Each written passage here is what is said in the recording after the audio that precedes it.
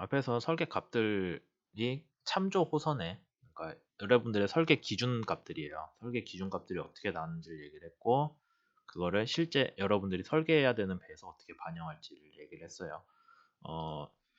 지금 2년 전에 선박 설계 컨테스트는 얘기한 것 같이 8700TU랑 1000TU 배를 만드는 거였는데, 올해는 몇 TU짜리가 나올지 사실 몰라요. 아직 안 나왔고 1월 중에 나올 거예요. 근데 제가 보기에는 크게 다르지 않을 것 같아서 그냥 이거 가지고 설명을 하고 있습니다. 그 다음 설계 참고사항이 뭐가 있냐면은 건현, 프리보드죠. 건현 계산을 하는 게 규정이 있어요. 이게 배를 앞에서 보면은 물이 있고 여기가 갑판이죠. 여기 거리가 건현이잖아요. 이게 뭐 배마다 종류가 달라서 뭐 어떤 배들은, 그러니까 컨테이너선 같은 거면은 타입 B였나? 그래서 화물 칸으로 물이 넘쳐 들어올 수 있는 배거든요. 뭐 그런 경우에는 건현을 좀 더 크게 잡아서 배가 기울어도 보건성은 가지고 있게 등등 규정이 있어요. 그러니까 여러분들이 ICLL 1966이라는 그 규정집을 찾아서 어, 복잡하진 않아요. 책에도 아마 그대로 있을 거예요. 그 규정집을 확인을 해서 그 내용 그대로 해석을 하시면은 건현이 최소 몇 미터가 돼야 된다라는 거 나오겠죠. 그거 반드시 해야 되고, 그 다음에 이거는 컨테이너선에 해당되는 건데 작년에 저기 유조선에는 이거 없었거든요. 그 대신 뭐 이중선체라거나 그런 게 들어가요. 얘도 이중선체 있나?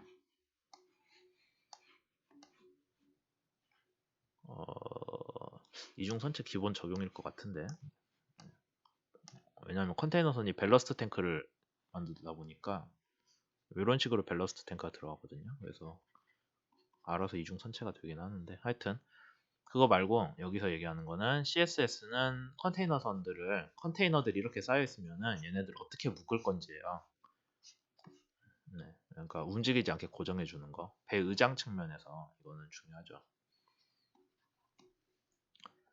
그 다음에 연료 탱크를 아까 앞에서 얘기한 헤비 퓨얼 오일이죠.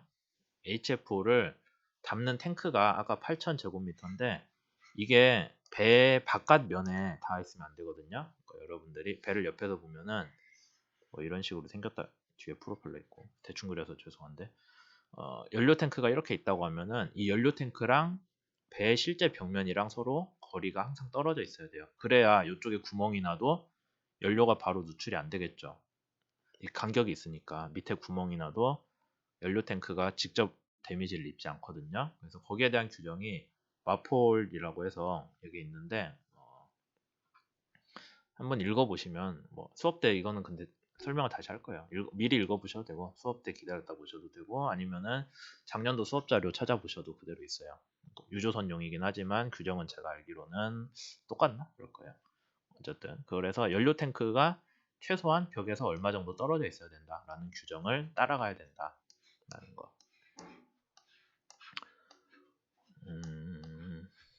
왜이래?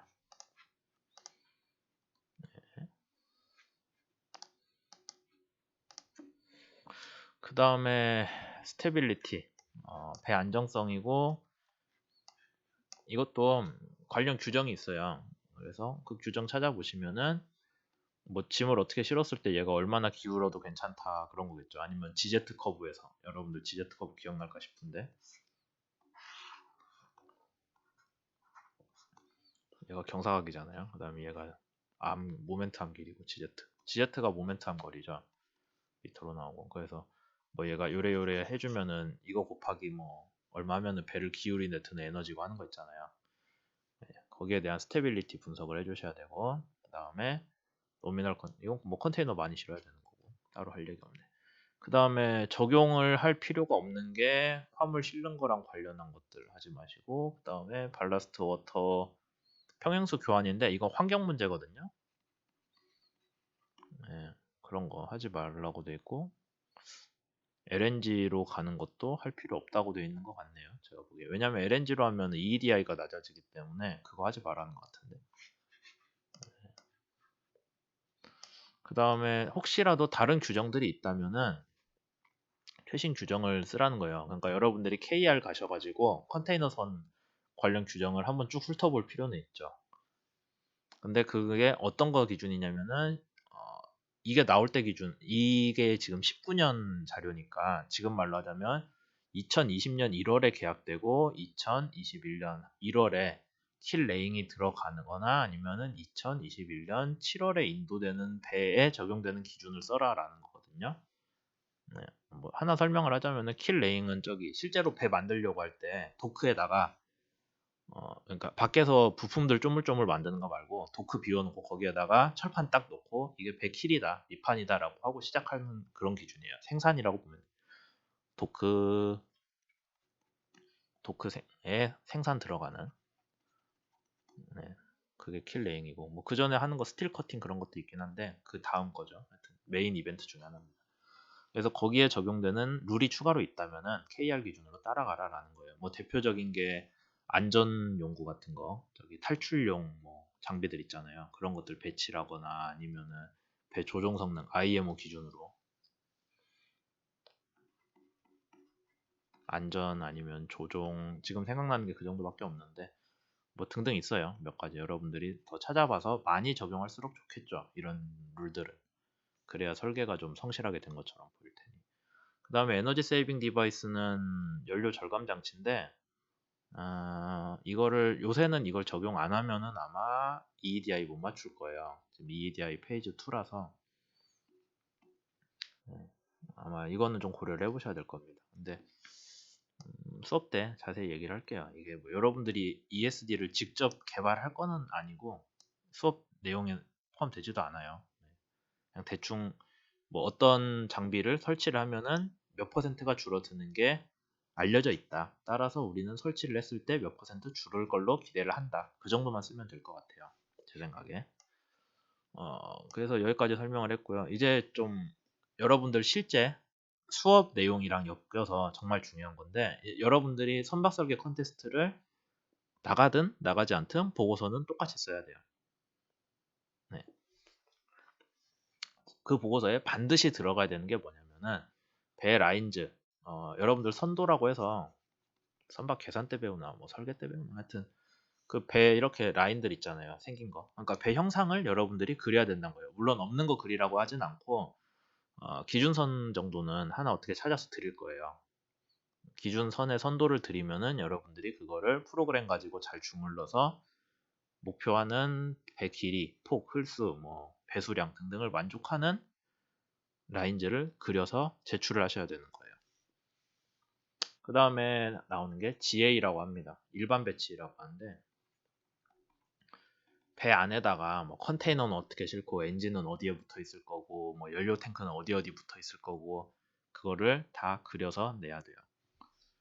그 다음 미드십 섹션은 여기 선체 단면도인데 지금 파일이 있나? 아예 보여드리면서 하는 게 나을 수도 있죠. 19년치 자료가 없네 얘가. 이건가? 여기 있다. 다행히. 하나씩 직접 띄워서 보여드리면은 잘 보일지 모르겠는데 이렇게 생긴 게 일반 배치도입니다. 그래서 여러분들 보시면은 각각 탱크가 어디 있는지 그런 것들 나와 있죠. 이쪽에 탱크가 어디 있는지 그 다음에 이쪽 보셔도 탱크가 앞에서 봤을 때 여기는 위에서 봤을 때 컨테이너들 어디에 실는 칸인지 그 다음에 배 아래쪽에 깔려있는 탱크들 컨테이너들 싣고 그 밑에 바닥에 깔려있는 탱크들은 뭐 이런 식으로 배치가 된다라고 여러분들이 그려서 내야 돼요. 이쪽 뒤에 자세히 보시면 엔진룸도 있고요. 뭐 연료 탱크도 어디 들어갈지 있고 등등 다 있습니다. 그걸 그려줘야 돼요. 그 다음 미드십 섹션은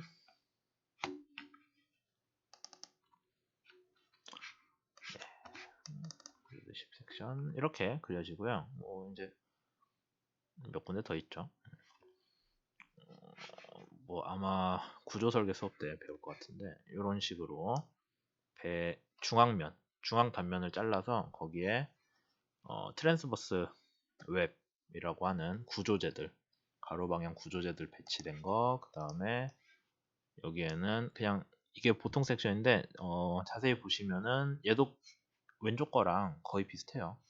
그 다음에 이제 여기 격자 모양으로 생긴 건 컨테이너 싣는 거 관련해 가지고 구역 쪼개는 거고 그 다음에 컨테이너 실을 때 그 구획을 이렇게 칸을 쪼개 놓거든요. 그 칸막이들 형상을 여기에다가 따로 그려놨죠. 그럼 이거 왜 이 단면을 그려놨냐면은 얘를 가지고 여러분들이 구조 해석을 하셔야 되니까.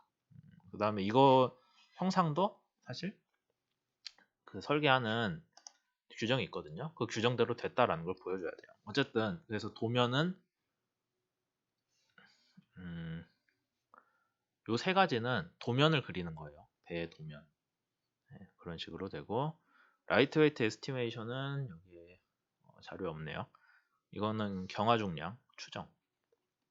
배 무게가 그러니까 짐을 얼마나 실을 수 있냐가 아니라 배 자체 무게가 몇 톤이나 나가는지를 여러분들이 추정을 해야겠죠. 두 가지 방법이 있어요. 하나는 배 크기를 가지고 경험식을 써서 이 배는 대충 이 정도 나온다 하는 방법이 있고, 또 하나는 들어가는 철판 알잖아요. 철판 두께랑 뭐 앞에서 정할 거 아니에요.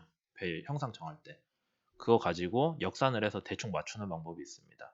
둘 다 하셔야 돼요. 보고서 할 때. 뭐 어느 정도는 수업 때 알려드릴 테니.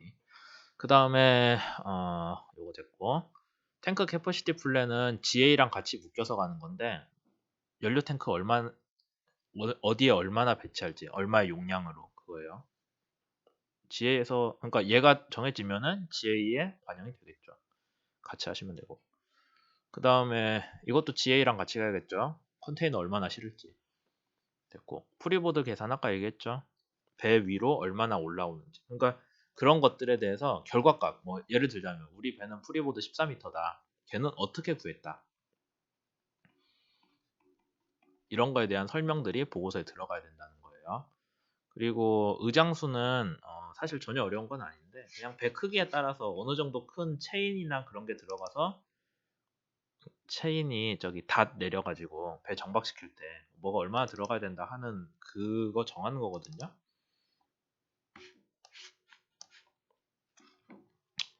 그래서 진짜 별거 없어요. 그냥 계산만 하면 되는 그런 것들이고, 그 다음에 의장수 했고, 트림 스테빌리티가 좀 얘기는 길긴 한데 배에다가 짐을 어떻게 실었을 때 트림이 어떻게 되고 뭐 그런 거 계산하는 거거든요. 그러니까 여러분들이 일반 배치가 나오면은 그 다음에는 좀 어렵지 않게 할 수 있는 것들이에요. 근데 보시면 내용이 좀 깁니다. 여러분들한테 친숙할 수 있는 보건성 커브도 있고요. 여기 그 다음에 뭐 몇 도에 얼마씩 끼울었다든가 뭐 그 다음에 요거 좀 중요한데 이미 배웠을지 안 배웠을지 모르겠네. 배에 대한 밴딩 모멘트 커브예요. 그래서 밴딩 모멘트 나오고, 그 다음에 뭐 시어 포스 전단력 나오고, 여기 잘 보일지 모르겠는데 녹색으로 생긴 거는 배에 들어가는 무게 분포겠죠. 하중. 그 다음에 거기에 대해서 BD는 아마 부력일 것 같은데 부력이 얼마나 올라오는지. 그래서 하중 있고 부력이 반대에서 받쳐주잖아요. 근데 서로 위치가 안 맞으면은 배가 이렇게 꺾이려고 하겠죠. 그게 밴딩 모멘트고 시어 포스잖아요. 그런 것들을 여러분들이 계산을 해주셔야 된다라는 거예요. 그러니까 이걸 알아야 사실 미드십 섹션이 해석이 되겠죠. 분량은 꽤 되는데 이게 뭐 할 일이 하나하나가 아니라 크게 틀 짜놓고, 뭐 이번 케이스는 연료가 다 비운 상태, 뭐 다음 케이스는 출항할 때 연료 가득 차고 밸러스트부터 줄인 상태, 그 다음에 뭐 다른 케이스는 돌아올 때, 그러면은 화물도 다 내려놓고 연료는 가득 채우고 뭐 밸러스트 넣고, 그런 식으로 배가 운항하는 시나리오들이 있거든요. 그 시나리오에 맞춰서 이거 새로 계산하기만 하면 돼요. 그러니까 한번 틀 짜는 게 어렵다는 거는 저도 알겠는데 그 뒤에 여러 가지 해석은 그냥 하시면은 크게 어렵지 않을 거다라는 거죠. 우선 하이드로스태틱 계산은 해줘야 되고, 선형이 나오면은 그거 가지고 하겠죠. 그다음에 뭐 경화 조건, 짐 다시 내려놓고 그냥 배만 간신히 가는 거. 도킹은 더 가벼울 때, 이제 도크에 들어갈 때 그런 식으로 되어 있습니다. 그 다음 subdivision 데미지 스테빌리티는 배에서 어디가 침수가 됐을 때 얘가 최대 몇 도 기운다, 뭐 그런 것들이에요. 이것도 다 규정은 있고요. 요거는 저항 추진 때 했던 거니까 이제 여러분들이 뭔지는 아시겠죠. 속도랑 VS랑 PD랑, PD 아니면은 NCR, C마진 포함해서요. 그 커브 그릴 수 있죠. 이거 그려내는 게 여기에 포함이 됩니다. 그 다음에 엔진 선정 과정 하셔야 되고, 그 다음에 EDI, 요새 페이저 2기 때문에 페이저 2 인증을 해야 돼요. 뭐 저항 추진 때 해보긴 했지만 제대로 안 한 조들 꽤 있었기 때문에 이번에는 제대로 하셔야 됩니다. 그냥 뭐 하는 과정에 의의가 있는 게 아니에요. 결과 값이 말이 되는 거가 의의가 있는 거죠. 뭐 등등 있습니다. 그 다음에 사실 제한사항이 최종 보고서 300페이지. 제가 지금까지 하면서 채운 거 우리 학교에서 못 봤는데 다른 학교 사람들은 채워오더라고요. 그 다음에 도면들. 세 가지 도면 얘기했었죠? 도면 따로 그려야 된다라는 거. 뭐 그렇게 되어 있습니다. 아마 이게 제가 지금 기억하기로는 1월 중에는 이것만 딱 떴고요. 그 다음에 한 봄쯤 돼가지고 실적선 자료, 방금 보여드렸던 PDF 파일들 있잖아요. 그건 그때 나왔던 것 같아요. 그래서 수업하다가 나왔던 것 같은데 우선은 없어도 여러분들이 시작은 할 수 있다라는 거 얘기를 드리고, 그 다음에 이제 실제로 할 때 이게 순서가 딱히 있진 않거든요. 그러니까 여기서 1, 2, 3, 4, 5 했다고 해서 그러면 우리 조는 무조건 라인즈부터 시작해야지 그러지도 않아요. 해보면 알겠지만은 다 자기네들이 뭔가 확실치 않은 거를 하나씩은 다 해놓고 그걸 가지고 서로 비교해가지고 숫자 맞춰주고 뭐 라인 조정하고 그런 식으로 가야 돼요. 그래서 예를 들자면은 저항 추진하는 사람이 나는 엔진을 정하고 싶다. 근데 이제 손 놓고 기다리겠죠. 그럼 선영하는 사람들이 뭐 배 형상도 줘야지, 뭐 시비가 얼마인지도 알아야지 등등 해야 내가 시작할 수 있을 것 같은데 라는 말이 나오는 순간 일이 다 꼬이기 때문에 먼저 참조 우선을 기존 배를 가지고 여러분들이 추정을 먼저 해야 돼요. 그래서 야 이거 아마 이런 배는 우리가 원하는 배는 몇 킬로와트짜리 엔진이 들어갈 것 같아. 그래서 내가 미리 찾아와 봤어 하고 먼저 들고 있어야 돼요. 그 다음에 선영하는 사람들도 뭐 참조 호선이든 뭐든 어디서 들고 와가지고 그걸 가지고 대충 이 정도 배 형상은 있어야 될 것 같아 하는 거예요. 근데 이제 그걸 또 GA 하는 사람도 컨테이너 10,000개를 실으려면은 이 정도 배치는 있어야 될 것 같아. 뭐 필요하다면 2019년에 했던 자료들 여러분들 선배가 했던 거 갖고 와서 비교하면 되겠죠. 그런 식으로 각각들 자료를 다 가지고 서로 완전하진 않지만 대충이라도 자기 거 일 위주로 가지고 있다가 그걸 서로 비교해서 나 엔진 들어가려면 뭐 선미 쪽 폭이 30m는 돼야 되는데 왜 저기 선형 그려온 사람 건 25m네? 그럼 좀 늘려줘. 알았어, 늘려줄게. 그런 식으로 서로 얘기가 많이 오고 가야 되거든요.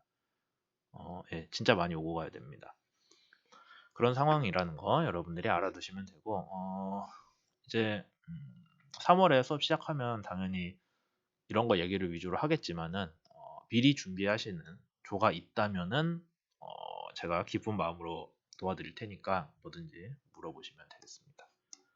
네, 그래서 2019년도 컨테스트 요구사항은 여기까지 설명을 할게요.